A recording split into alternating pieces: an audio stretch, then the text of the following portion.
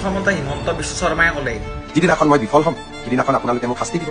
কিছুমানে কৈছে যে 26ত ভোট নিদিওঁ। কি স্পষ্ট কথা, আমি যদি জুবিনক ন্যায় দিব নোৱাৰো আমাক আপোনালোকে কিয় ভোট দিব? এইবাৰ আকৌ ৰাহুল গান্ধীয়ে কৈছে যে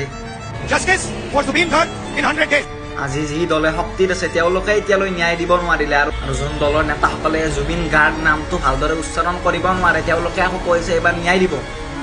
মশ্বহুৰ গায়ক স্বৰ্গীয় জুবিন মাৰ আচলতে এইটো এটা সঁচা প্ৰতিশ্ৰুতি নে মাত্ৰ ভোটৰ ৰাজনীতি? কাৰণ যেতিয়া শক্তি দিয়ে সেই সকলোবোৰৰ বাবে প্ৰতিশ্ৰুতি বতাহত মিহলি হৈ যায়। আৰু তেওঁলোকে ভালদৰে জানে যে অসমীয়া মানুহৰ হৃদয়ত জুবিন গাৰ্গ মাত্ৰ এজন গায়ক নহয়, তেওঁ হৈছে এটা অনুভৱ। আৰু নাজানো কিয় সেই অনুভৱকে ব্যৱহাৰ কৰা হৈছে নেকি এইবাৰ ভোটৰ ৰাজনীতিত। আৰু আচলতে এইটো এটা ন্যায়ৰ প্ৰতিশ্ৰুতি নহয়, এইটো হ'ল এটা অনুভৱৰ ওপৰত ৰাজনীতি খেলা। আৰু ৰাজনৈতিক দলবোৰেও বৰ্তমান সময়ত এইটোৱে কৰি আছে।